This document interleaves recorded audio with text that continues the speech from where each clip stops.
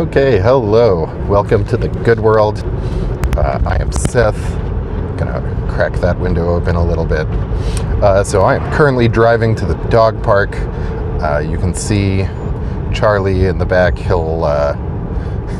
He's currently whining because he wants to get to the dog park faster.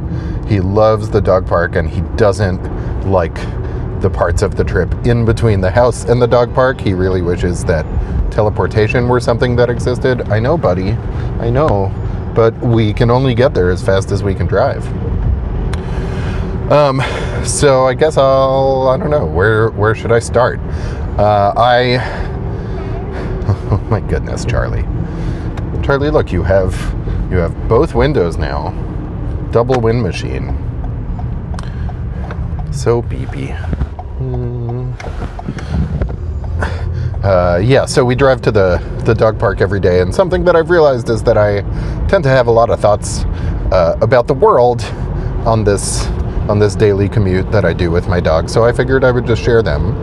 And I apologize for not looking at the camera and looking at you very much, but I am driving, so I honestly feel like questionable enough about the fact that I'm doing this while driving. I'm certainly not going to compound that by looking at the camera just for aesthetic reasons. I know, good dog. We're on our way to the park and we'll be there, in about 15-20 minutes. Yeah, so I've been trying to start a channel for a while, and I've had a hard time figuring out where to start because I have a lot of ideas, and a realization that I had the other day was that I can just do this, and this doesn't really require this is a nice minimum viable product, to use a nice little bit of tech lingo. So I guess let me tell you a little about me. There's so much. I mean, we all have so much to say about ourselves, right? If you're asked to explain yourself, it's going to take some time for any of us. So it's always a little hard to figure out where to start. But I have spent the last year and a half on, I'm borrowing a friend's term, but I do think it's accurate, a journey of self-discovery. And I realize that sounds pretty cheesy and pretty obnoxious. And it's the kind of thing that I think in most of my life I would sort of dismiss as a pile of hippie bullshit, but it's true. And there is a lot of sort of external support that goes into that, right? Our society does not do a good job of giving people the opportunity to go on journeys of self-discovery, and I am very fortunate that I'm in a position to do it, both through just through status that I've inherited. Also, my wife has a well enough paying job that we're not struggling for money, and also I come to the table with family money, which is a huge difference maker, if I'm going to be honest, in our society. And so I am trying to use what I have learned from having been sort of born into the world of elite status. I've learned a lot from that experience, and it's not something that I hear a lot of people with my kind of background talk about. So I figured this is a good place to talk about it. So I'm gonna talk about it right here. Charlie is currently, well, you can see his tail, I guess. He's got his head out the window because it's the wind machine, and this is a very good wind machine speed for him. We're doing just about 40 right now. So yeah, I guess a little bit on geography. My wife and I are currently living outside of Grass Valley, California, which is in the Sierra foothills.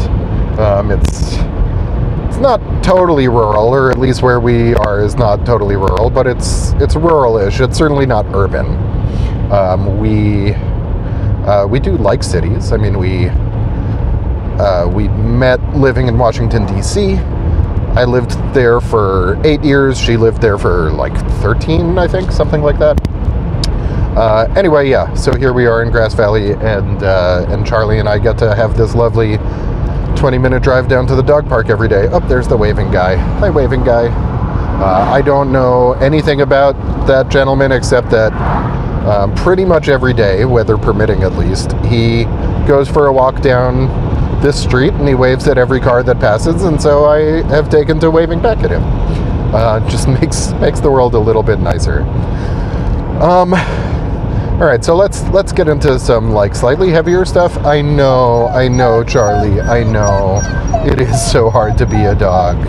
I know. You just want to be there already. You know where we're going. Yeah, I know, but you have both side wind machines.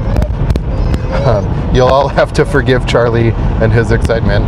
The drive back is usually a little quieter, but the drive down to the dog park is like this.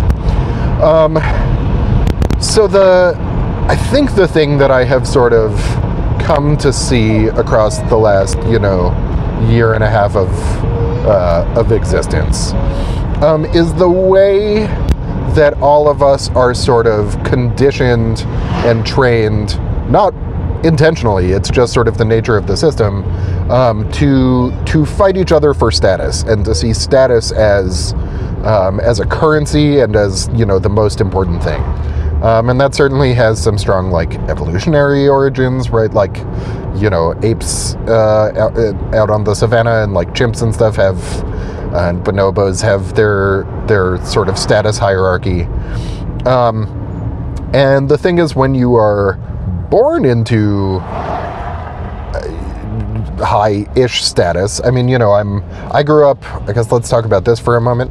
I generally like to say that well, not like to, but I think it's an accurate description to say that I sort of grew up in an aristocratic home.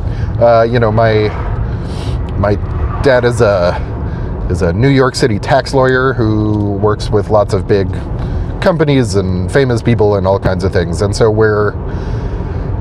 historically, that's the tier. There's like the royalty, and then there are the people who provide professional services to the royalty. And so I sort of grew up in that second tier, which is a good one for reminding you that there are always people who are higher status than you, but also seeing, that in sort of relative terms. I mean, I was born within like the world, even just limiting to the world now, not even counting all of human history, I was just born into like the 99.999th percentile of possible privilege, right? Like, I went to private school, starting in 3rd grade, went to private middle school and private high school and private university. I know, Charlie.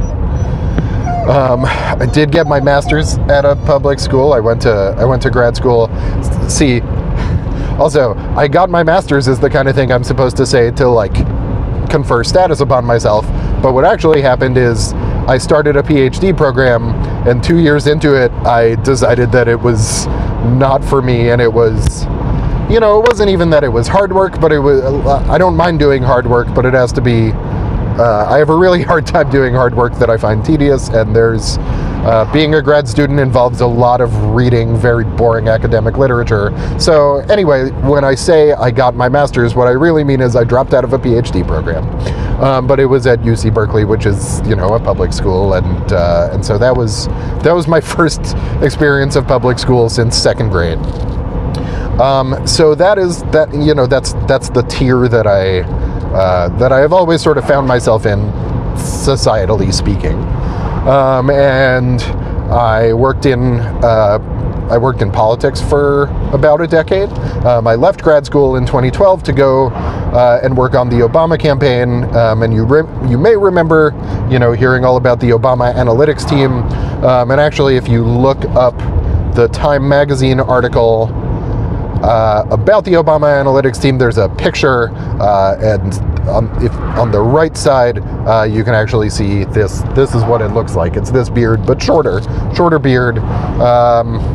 maybe a little more hair back then. I don't know. I mean, well, my hair is longer, but you know, there's the amount that's up here has not, it hasn't increased. Let's put it that way.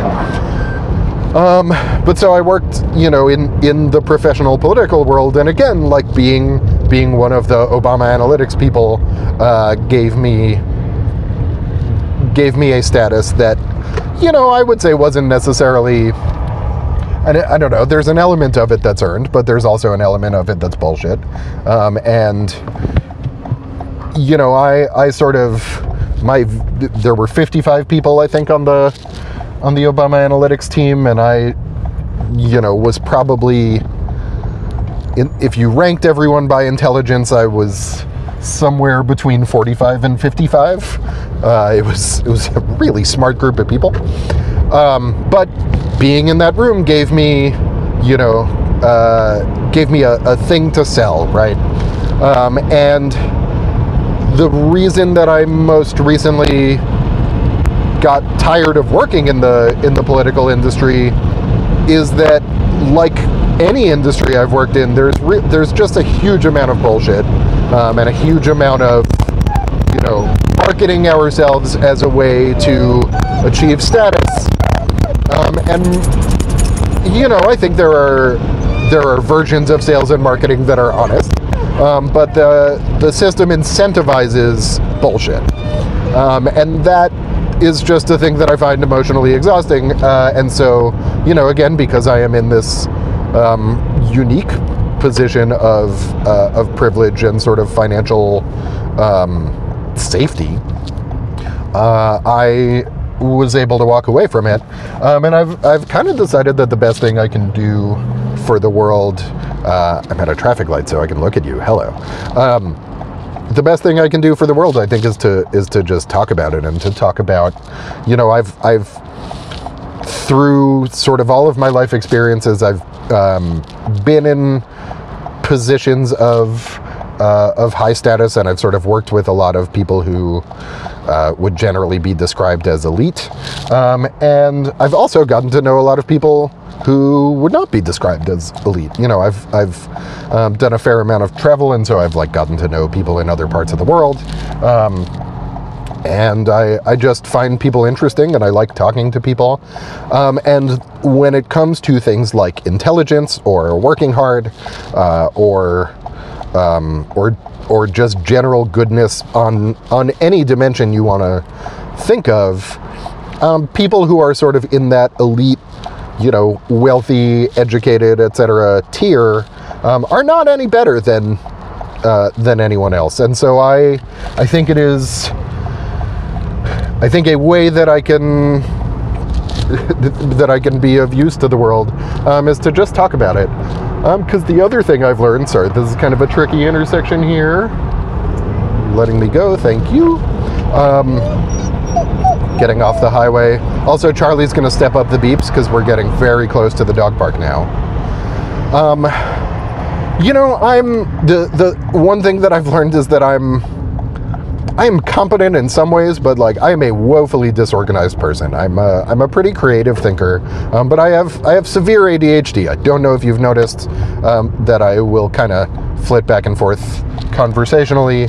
I don't necessarily stay on one topic for very long without branching off of it, and you know, I can usually find my way back. But so sitting here and talking is actually a place where I can add a lot of value, and I can leave things that involve real competence to people like my wife Susie, and like various friends of mine who are better at that thing. You know, there's no reason that I need to sort of use my status to work my way into a professional role that I won't actually be good at.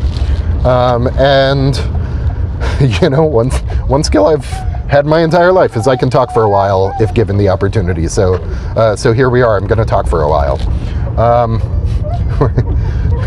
As I said, Charlie is amping up the beeps. I know, buddy. Yeah, we're almost there.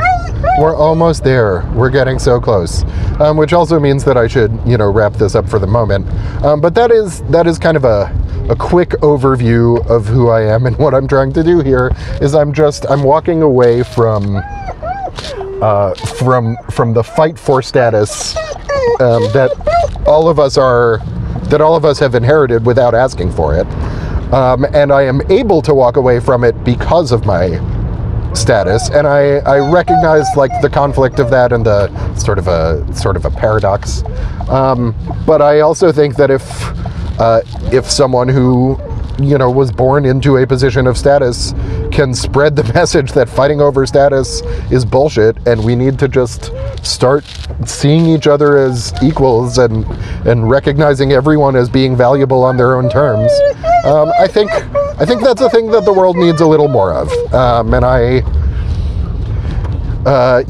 at this point, my social media addiction is mostly limited to Twitter, and Twitter is such a hellscape for status fights and dominance, and everyone's always trying to dunk on people. The problem is you have to choose between trying to win and trying to find the truth. And ultimately, the truth will set you free, right? Like just winning doesn't actually get you very far. And so I'm opting out of the competition, and I'm going to try to encourage other people to do that too. Okay, we're at the dog park. Charlie is excited, so I'm going to go, but I might record one of these on the way home. But thanks for being here, and I'll talk to you later. Bye. Hi, want to interrupt real quick for one thing, which is just to encourage you, if you like this video, to please click like and click subscribe, because we live in a system where that is economically necessary for me to ask you to do. So I'm asking you to do that. And please share with your friends, or with your enemies. And if you have enemies, maybe this will help you try to stop having enemies, because that's no way to live. But yeah, hit like, hit subscribe, share with people. Let me know in the comments what thoughts you have. Generic YouTube spiel. You know the drill. You watch things, probably. That's all. Okay, thanks. Okay, hi again. We are heading home from the dog park. Had a lovely time. Charlie smelled a bunch of things, peed on a bunch of things. Did the usual dog stuff. Hi, Beeps. What you beeping about? Yeah, this is kind of nice. The camera also sort of, I know I said earlier that I don't want to look at the phone while I'm driving, but it does double as a sort of a rear view mirror, specifically for the dog, at least as long as he sits in that spot. So that's nice. Okay. So I want to pick up on, I want to sort of continue what I was talking about status and sort of the way everything is set up for us to fight over status, because I just ended up continuing the conversation a bit with my dog park friend Clea. We have a whole there's as you might expect, there's a group of dog park regulars. So my closest friends here in Grass Valley, since we moved here last summer, are a bunch of women in their 50s and 60s, and they're delightful, and I feel like I fit right into that demographic. But anyway, so one of the things we were talking about was the concept of expertise, and it sort of started with a conversation about my knowledge of most things tends to be, the expression is a mile wide and an inch deep, or sort of jack of all trades, master of none. As I said to Clea, being an expert is really hard work, but being a dilettante is pretty easy and pretty fun. And it's very easy to get to a point where you are in you know, the like 60th percentile in knowledge about something. So, you know, last year I started making cheese for the first time, and that's been a really fun and interesting experience because I love cheese. The only cheese that I'm halfway decent at making at this point is I can make cottage cheese reasonably well. I guess I have made queso Oaxaca a couple times, and it's come out pretty well actually both times. Queso Oaxaca, if you're not familiar with it, sorry, that was a loud garbage truck going by, and I'm guessing I couldn't talk over it. Also, this is one of the few turns here that get some traffic. Okay, here we go. Yeah, so I started making cheese. Queso Oaxaca is it's sort of Mexican string cheese. You can think of it as kind of the Mexican equivalent to mozzarella. It's made in a similar process where you like make the cheese curd, and then you put it in very, very hot, almost boiling water, and that stretches out the proteins, and so that's how you make it stretchy. Queso Oaxaca is also the cheese that's in quesadillas. Anyway, I'm veering off topic. I did mention my ADHD earlier. But so, you know, through a year and change of cheese making at this point, I know far less than people who make cheese professionally. But I know more than most people who don't make cheese professionally. I've learned, you know, a lot of the basics about how cheese making works, but that gets you a long way. But it's also really important to recognize and understand where your expertise might end, and to be able to defer to people who know more. And, you know, I mentioned my having left the professional political space, and part of that is I got into it, as I mentioned, as a data scientist, and I'm more than 60th percentile when it comes to data science, but there are still people who know a lot more than me, and I'm very good at, generally, at understanding sort of where the limits of my knowledge are on that, and being able to say, okay, we need to bring in someone who actually understands, you know, topic modeling or Kalman filters, just to give two examples of techniques that I have that I've hired other people to do when I have not had the depth of understanding to do them. But expertise, unfortunately, ends up being something of a cudgel in the fight for status. And so you end up with people sort of promoting their ability to do things and not recognizing the significant limitations of their understanding of that thing. You know, if you can promote yourself as a data knower, then you can get status, you can raise money, you can make yourself the boss. And the problem with that is that if you get to be the boss on the basis of claims that aren't actually based in reality, you're not going to be a very good boss, and your product isn't going to be very good. And so a thing that I have found consistently frustrating in, you know, sort of the tech data space as well as politics,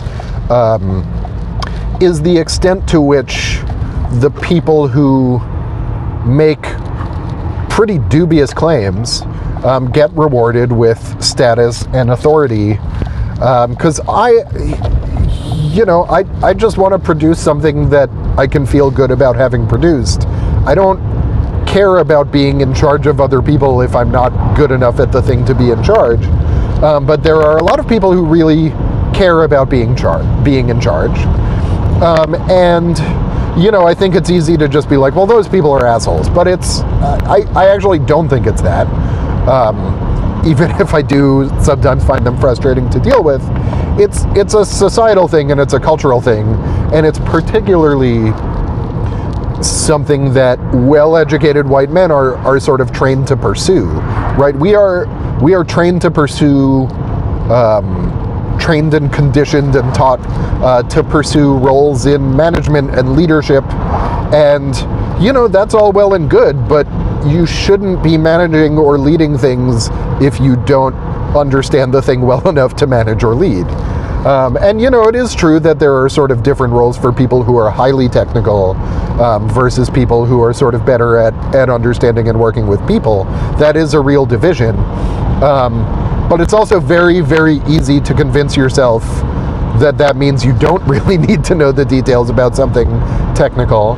And that's how you end up with, I mean, to give an example that I did not work at, at least what I know from the public record, like that's how you end up with something like Theranos, which, if you're not familiar with it, was a company it was a tech company, and they promised to revolutionize blood testing. And what basically happened is that someone who was very good at raising money went out and made a lot of promises and sort of assumed that the technical people would be able to deliver on them, and the promises were not actually realistic.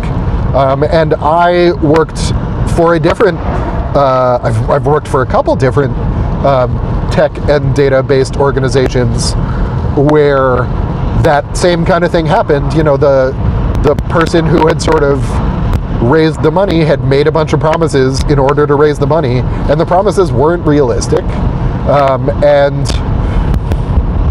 And in both of those cases, I feel pretty strongly that that person should not have been in a management position in the first place, because they didn't understand, you know, again, they didn't necessarily need the technical skills to execute the thing, but they needed to be able to listen to the people who did and recognize sort of where their shortcomings were.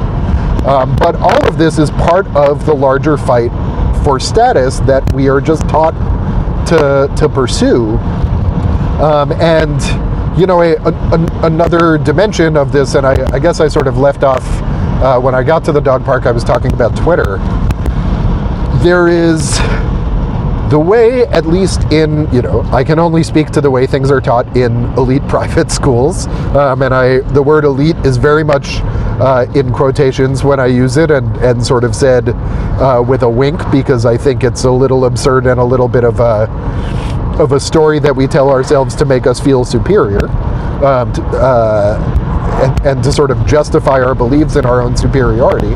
But the way that argumentation is taught in elite contexts is you figure out your argument, and you go out and you find evidence to support your argument. And that is a very, very different thing from what they taught in grad school, which is to collect all of the evidence and look at all of the evidence and try to understand the truth. And these are two very opposite viewpoints, right? They are. It is hard to hold both of those things. And the truth is, the idea that we're supposed to marshal evidence to support our predetermined argument is bullshit. It's just a way to teach people to win a thing that they shouldn't necessarily be winning. You know, if you, let's take like a really extreme example, right? Like, if you have one person supporting, and honestly, an example I like to use a lot is race science, because it is an entire scientific theory founded on misinterpreting evidence to further a predetermined claim. You know, the sort of foundational example of data-driven race science. I'm getting very annoyed at myself for doing finger quotes, so I'm sorry about that too. But you know, the bell curve is sort of the book, The Bell Curve, if you're familiar with it, which argues that there are differences in intelligence between different races, and that therefore our racial hierarchy is justified, which is, to be clear, a total just giant piece of horseshit. But the premise of it is, because IQ tests show differences between the races, that means that the underlying level of intelligence between the races is real. and is inherent. And first off, IQ tests are testing a specific kind of intelligence, but also IQ tests are given after people in this data set in particular are given after people have spent a lot of time already internalizing the injustices of our education system. And so, like, yeah, if you give white people a better education for a decade, they'll probably end up with a better IQ test. That doesn't mean white people are smarter.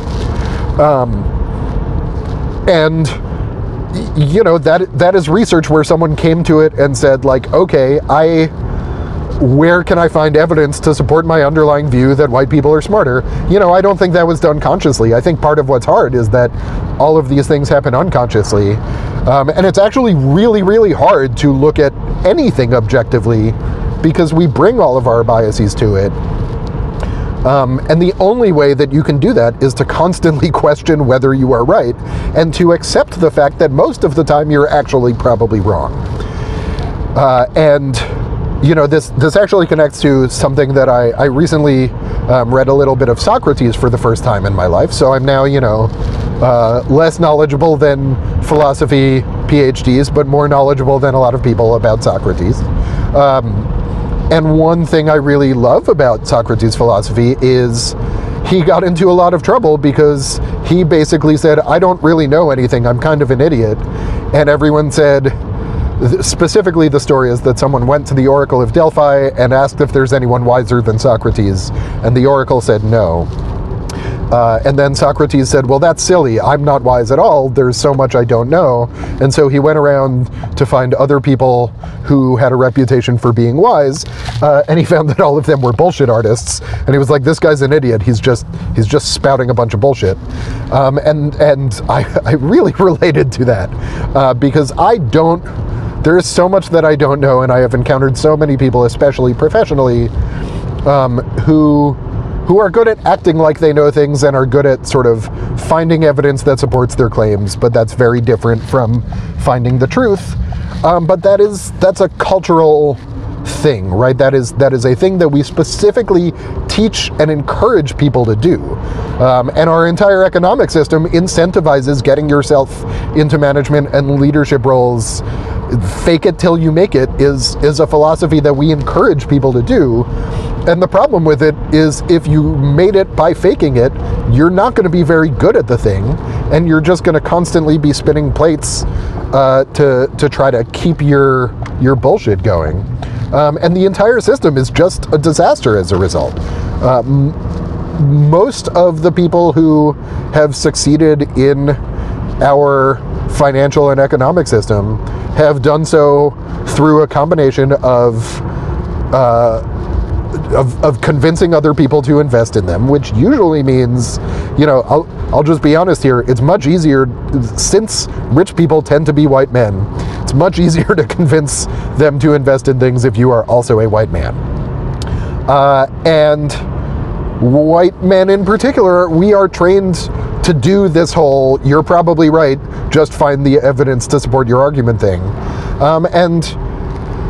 We do teach that to other people, but also societally, because we tend to view people who aren't white men with more skepticism, we've just been trained, all of our examples of smart people are white men because they're the only ones who have been listened to throughout history. And so without even realizing it, we often will treat white men with more credibility. And so you end up with something where the people who have succeeded the most have done so because partially because they are white men, and then partially also just because they're good at taking credit for other people's work. And that's just a disaster. Like, there's a reason our entire system is so corrupt and broken and so full of defensiveness and just right, I have my microphone on my seatbelt here. So full of defensiveness and fights over bullshit. So what I really would love to do is just destroy the idea that we should be fighting with each other for status, that we should be promoting ourselves at the expense of others. if we can shift our cultural norms, and that's not an easy thing to do, and it's not something that happens overnight, but if we can shift towards pursuing truth and sort of getting our ego out of the way, we can have a much better world. And really, so much of what is corrupt about our current society is the focus on ego, because ego and wealth and power and status are all things that go together, and ego is used to justify all of the other things. And, you know, we do it without even realizing it, right? Defensiveness is such an instinctual reaction. And it's not, again, this is not stuff, it's not stuff that happens overnight at a societal level. It's also not stuff that happens overnight at an individual level. Letting go of your ego takes practice. I have been working on it for a while, and you know, it still shows up sometimes, right? Sometimes I still get defensive, sometimes I still get egotistical, but it takes work and it takes practice. And I think it's really important to sort of emphasize the power of that practice, and just, you know, I think it is important to point in a direction, right? Like we will often fail to move in the direction we want. You know, if you are, as I have done, working on managing your anger, sometimes you'll still lash out at someone, and that sucks. But it's also really important to have the direction that you're pointing, because without that, you're not making progress. So fundamentally, with this show, what I am trying to do is point a direction for people who are like me, right? If you are, I think if you are white, if you are a man, if you come from some degree of inherited wealth and privilege, any of those things, all of those things, whatever. I hope that this is also helpful to people who don't share my background. But I also understand that their experience is going to be different, and I can't speak to their experience. I can speak to my own. But I am trying to point the direction that I am trying to walk in my life. And I am hoping that that will serve as a useful example to other people. And if not, then not. But hopefully you find what I have to say, you know, compelling and interesting. And if you don't, then that's okay.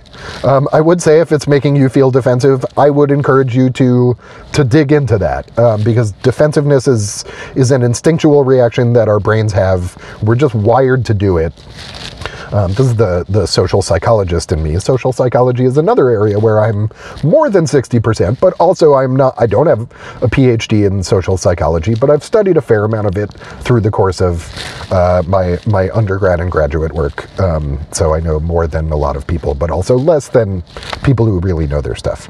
But our brains are really wired to get defensive when we perceive a threat, and status threat is a big part of what our brain is wired to detect. So if you are hearing this and you're getting defensive, you know, I'm not saying you're wrong. I would just say, like, take some time to really sit and think through it, and process it, and try to work towards being okay with the possibility that you're wrong. Maybe you're not wrong. But if you start by acknowledging that you might be, and by being okay with it, then you can, I think, get to a place where everything honestly is a lot clearer, and you can kind of feel a lot more peace in your life. I know I certainly have. So yeah, that's sort of what we're aiming at here. Anyway, we are home. Charlie is clearly really ready to go. I think we're gonna let him out of the car. Hi, face.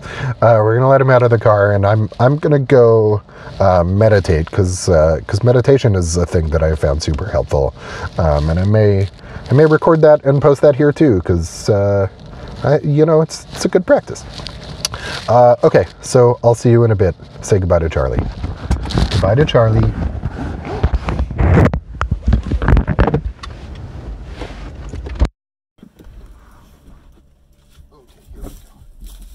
Yeah, come on, you know. Please like and subscribe. Please like and subscribe. Please like and subscribe. Please like and subscribe. Please Please like and subscribe.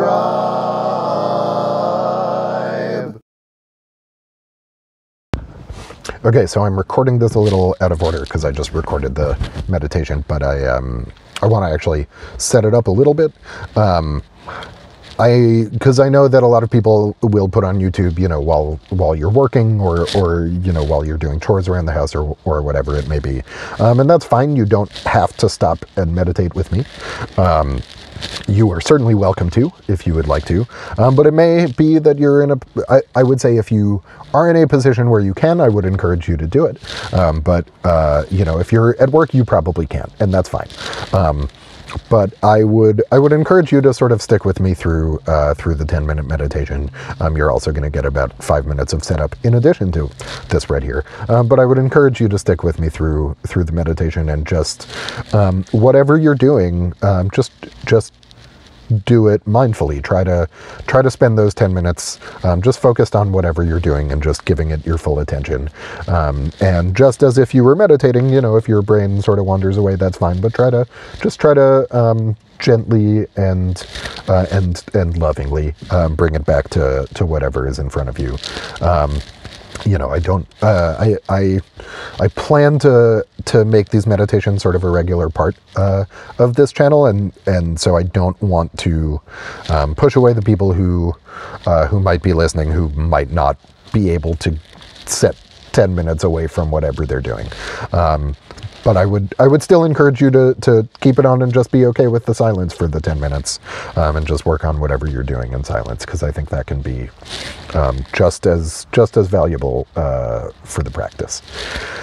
Okay, that I think is my whole setup that I had. Great. Okay. Okay, hi, we're back. Charlie is inside.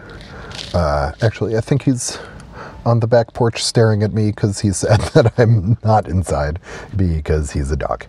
So I just want to wrap this up with a little 10-minute silent meditation. This is just a practice I've started. I actually have gotten off of it recently because I've been dealing with a longer depressive episode, but that's a longer conversation for another day. On the plus side, I think I'm on the swing out of it, but regardless, meditation is a thing I found super helpful, because it's basically, I sort of talked about the idea of practicing dispensing with our ego and sort of managing our anger and things like that, and meditation is a really helpful practice for mindfulness. And mindfulness just means sort of being aware of where you, of just everything that's around you, of what is going on at the current moment, and not sort of getting, it's the opposite of mindlessness, right? It's being sucked into Twitter or social media or whatever is not mindfulness. It's the opposite. And your brain, in a lot of ways, your brain works the same way that your muscles work, where, when you exercise certain things, basically what's happening is the neurons are, every time a connection between two neurons fires, that connection gets stronger and more inclined to fire. And so meditation is just a way to sort of practice, it's to practice giving your attention to the thing that you want to give your attention to. Instead of letting your attention get sucked into whatever else. So we're just going to do a quick 10-minute meditation because I have therapy in a little bit, and I need to eat lunch before that. But I'm going to set a timer, and so what's going to happen is when there's going to be a bell sound when the timer starts. And then 10 minutes later, there'll be another bell sound to let you know that it's done. And what I'm going to do, and if this is what you want to do, you can do this as well. If you have something else that works for you, that's fine. But I'm just going to sit here and silently repeat in my head as I breathe. I'm going to breathe in, and on an in-breath, I'm going to think to myself, I follow my breath all the way in. I follow my breath all the way out. And that's really it's just practicing keeping my attention on something. And, your breath is the thing that's there all the time. Your breath is not going to stop if you stop thinking about it. So it's always a thing you can bring your attention back to. It's always going to be there for you. And so, if your mind is going to wander away, right? You're going to sit there for 10 minutes, and unless you are a really, really experienced meditation practitioner, your mind is going to wander, and that's fine. But whenever you catch yourself with your mind wandering, just come right back. Just come right back to, I follow my breath all the way in, I follow my breath all the way out. There's currently a siren in the distance, which is a good reminder also that, like, the world is going to keep happening around you, and there are going to be sounds, and they will take your attention away, and that's okay. I think especially if you're first starting out with meditation, it's very easy to find yourself getting sucked into, getting frustrated, I should say, by the sounds around you. So, there's a siren. There's traffic, and that's the point of this is not to win at meditation. The point of this is just to practice. And so, if your attention goes to somewhere else, just notice it, and then you can come right back whenever you realize it. What I also like to try to do is whenever I catch myself, and I don't always remember to do this, and that's okay too, but whenever I catch myself with my mind drifting, if I'm sort of sitting here and my brain is thinking, oh, I wonder what I'll have for dinner later, and then I remember, oh, wait a minute, I'm meditating. I like to smile when that happens, and when I come back to focusing on my breath, because it is a good way. First off, it's just nice. It's nice to have a reason to smile. But it's also a good way to sort of connect a positive association to the feeling of returning your focus to the thing you want to focus on, which in this practice is your breath. So yeah, that's what we're gonna do. I've talked for 5 minutes to set up a 10-minute meditation. So I guess I should start the meditation. I'm gonna use the timer actually on my iPad, so I don't mess up the camera on my phone. The app that I like to use for this, if you feel like doing this without me, is Insight Timer, and they have a lot of guided meditations. I personally have come to find that I strongly prefer silent meditation, because guided meditation is sort of, by definition, it's putting your attention outside of yourself. It's putting your attention on the voice of whoever is guiding. And if the idea is to sort of be in charge of our own attention, then silent meditation, where we're focusing on a thought in our head, is, I find, a better way to practice that. So that's what we're going to do. And let's turn the volume all the way up. Come on. Device volume. There we go. I don't know why it still says 0, but I think it should work. Okay, so again, there's going to be a bell, and then 10 minutes later, there's going to be another bell. And I'm just going to sit here. I mean, you can't really see my hands, but I'm just going to sit here with my hands in my lap. You don't have to, do any, I don't know, there are those hand shapes have specific connotations in, like, Buddhism and Hinduism that I am not remotely qualified to speak about. So I'm just going to sit here with my hands in my lap and just sort of do this practice. Yeah, and you can do what works for you. Okay, I'll see you in 10 minutes. Okay. All right, the bell's it's gonna give a 10-second countdown, and then we'll be starting in a moment.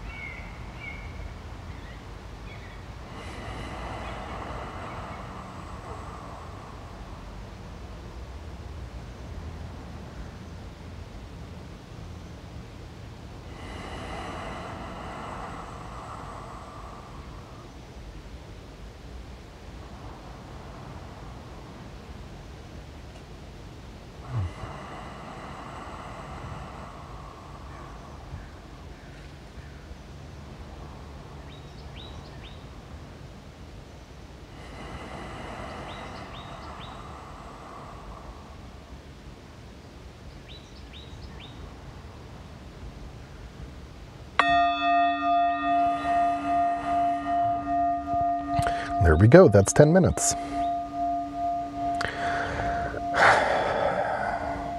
Well, I feel nice and refreshed. I hope you do too. Okay, so we're going to end it there. And I'll probably, we'll talk some more tomorrow about whatever. Please like and subscribe. And in all sincerity, if you have thoughts or questions, or if I said something that hurt your feelings, I want to be aware of that too. Just, feel free to pop up in the comments, say whatever is on your mind. I think open communication is good. My only request is that you try, if you can, to be gentle, because that's what I'm trying to do. And I think I think we're all just hurt by so much in the world that our patience is constantly very thin, and I understand that, and I don't blame you if your patience is very thin, but I would just ask you to do your best to have a little patience with me if you can, and I appreciate it if you can. And that's it. Okay, we'll talk again next time. Okay, bye.